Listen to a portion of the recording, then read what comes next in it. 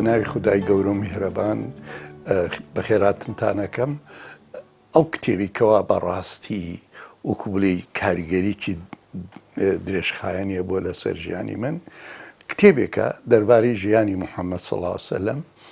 لەلایەنی نووسەرێکی ئەمریکی کە موسڵمانش نییە کاتێ لە کەنەدا بووم ژیانی پێغەمبەرم خوێندەوە ئەو موسڵمان ئەمریکیە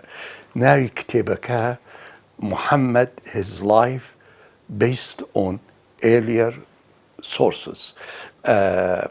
محەممەد ژیانی وەکو لە سەرچاوەکانی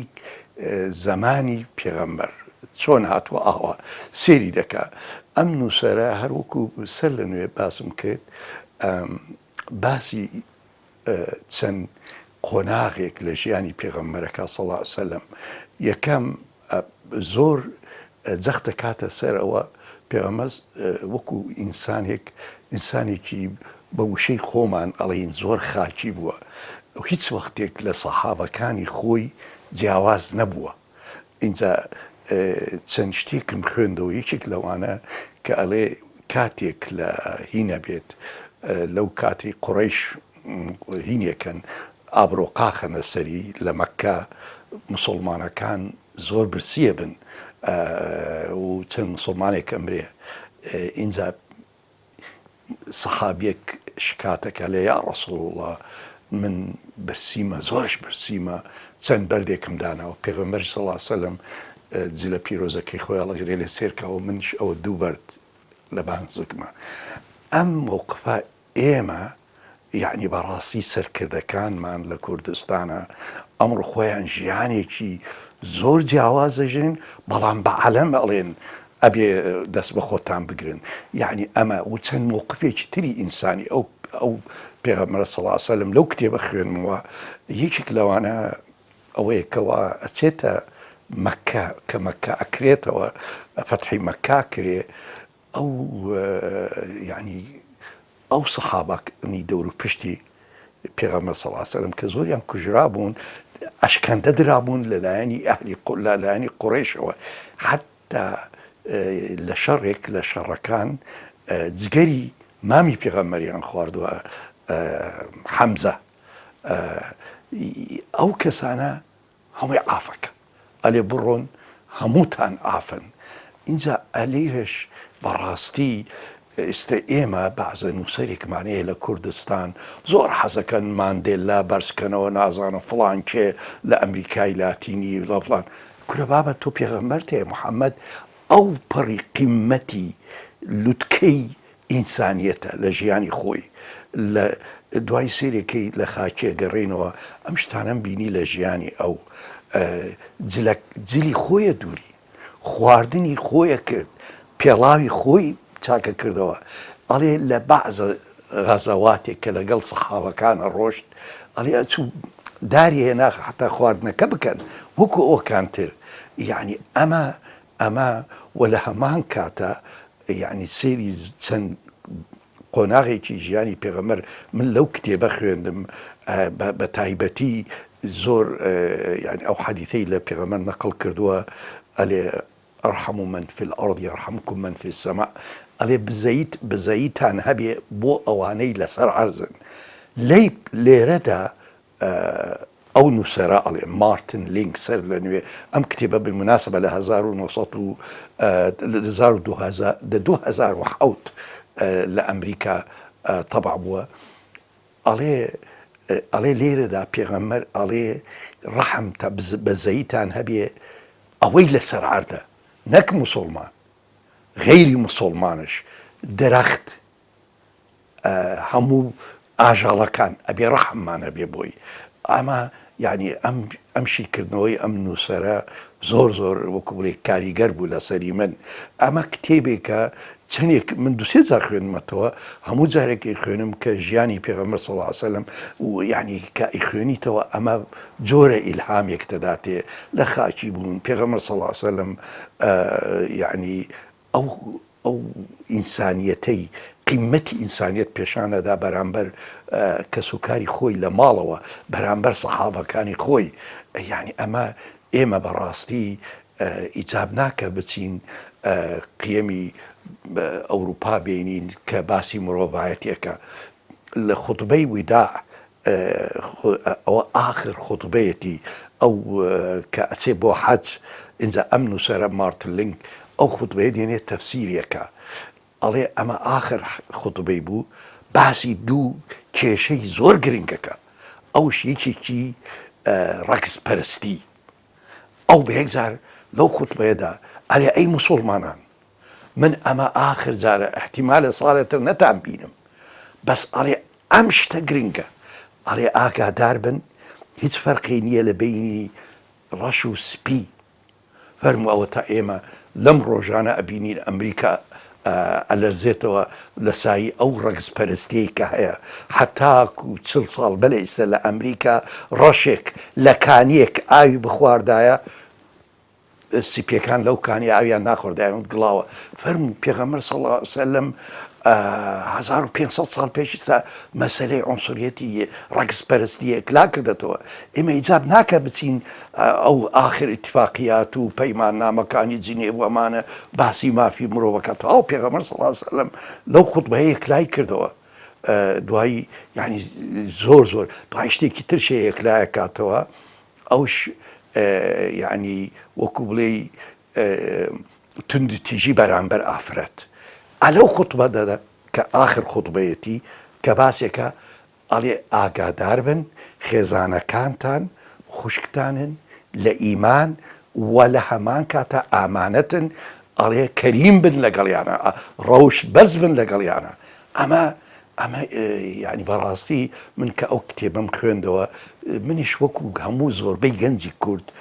زۆر متەئەثر بووم بەوانی کە ڕۆژهەڵات ناسەکان نووسیانە دەرە بێنەوە ئەمە کابرایەکی عەرەب بووە و کابرایەکی ئەهلی بیابان بووە و وەقیەمی بیابان وشکە و پیاو کوش بوونەوە و خوێنمش بوونەوە و ئینسانیەتیانە نا پێغەمبەر صلی الله علیه وسلم هەر وەکو لە قورئانە فەرمێ وإنك لعلى خلق عظيم ئەخلاقی زۆر بەرز بووە لەبەرەوە من ئەم کتێبە زۆر کاریگەر هیوادارم ئەم کتێبە بووەتە عەرەبی یان کوردی و یانش یەکێک لە دوا ڕۆژە بینەرانتان یعنی پەیوەندی بە من بکەن من کتێبەکە بۆیان محاولە بکەم بدۆزمەوە بە ئینگلیزی هەمە بەڵامین ئەمە کتێبێکی ترش کە هەمان تەسیرێ بوو لە بۆچوونێکی با بڵێن فکریەوە لە من ئەوش کتێبەکەی عەلی شەریعەتیە ئەو کۆمەڵانسە ئێرانیەی کەوا لە ئۆکسفۆرد لە با بڵێن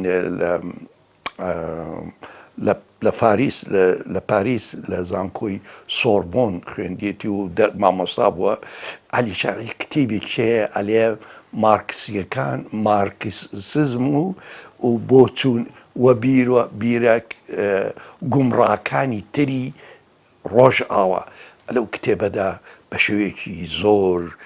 علمیانە پێشانیەدا کە مارکسیەت و بیرروبۆچوونەکانی لیبرالیزمی غەربی ئەمانە زۆر لە ئەساسدا زۆر دوورن لە بنەمای مرۆڤ مافی مرۆڤ لە بنەمای قیەمی ئینسانی ئەم کتێبەش بەڕاستی وەکو بڵێ چاوکراوە بوو بۆ من هیوادارم ئەم کتێبە تەڵام بە ئینگلیزی نووسراوە مارکسیزم and other western fallacies ئەمە لە ئەمریکا تەبع بۆ کتێبێکی زۆر نایابە ئەمە بەنسبەتی ئەو دوو کتێبە بەڕاستی زۆر کاریگەر بوون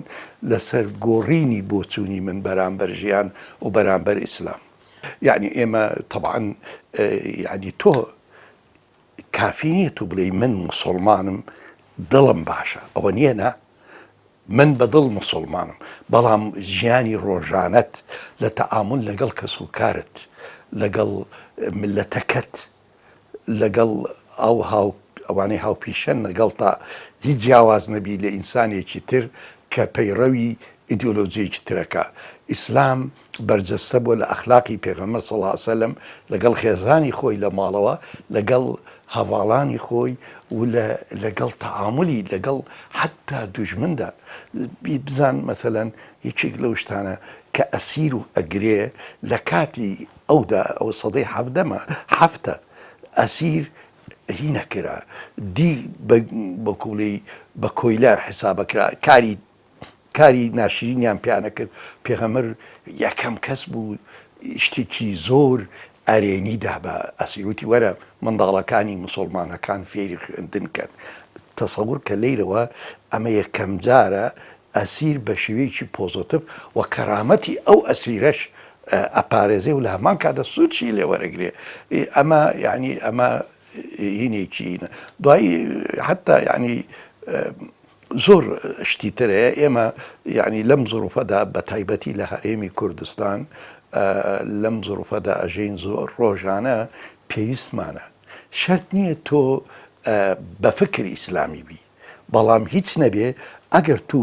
ئەتەوێ مۆدێلێک دەبێ یەکێک هەبێ ڕۆڵ بێ بۆ تۆ، نمونە بێ بۆ تۆ، ژیانی پێغەمبەر بخوێنەوە. من هەرەوە ناڵێم لەو بوارەوە خوێندنەوە زۆر گرنگە. یعنی من تقریبەن 3 دەیەم لە ژیانم لە دەرەوە ژیاوم لە کەنەدا. لە بنەڕەتیەوە منداڵەکان نەک لە بنەڕە، حتى لە باخچەی ساوانەوە منداڵەکان ڕۆژانە بۆیانە خوێندنەوە و دوایی ئەو منداڵانە کە ئەچنە با بڵێین یەکی سەرەتایی بە بەردەوام لە پرۆگرامە خوێندنەوە بۆیان، دوایش لە ماڵەوە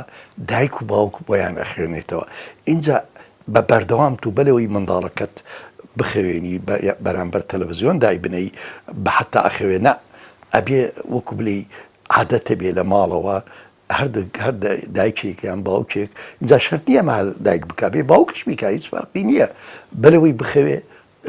چیرۆکێکی منداڵانەی بۆ بخوێنە و باشترشە بە کتێب بێ، حتا ئەو منداڵە ڕابێ لە منداڵیەوە، چکە بە گوێرەی ئەوانەی لە بواری دەروونزانی پەروەردەی دەروونزانی قساکەن ئەڵێن منداڵ لە یەکەم 5 ساڵی ژیانە شتە سەرەکیەکانی کەسایەتی ئەو منداڵە دروست ئەبێ. اینجا با خوێندنش بەشێ بێ لەوەیە. بەڕاستی ئێمە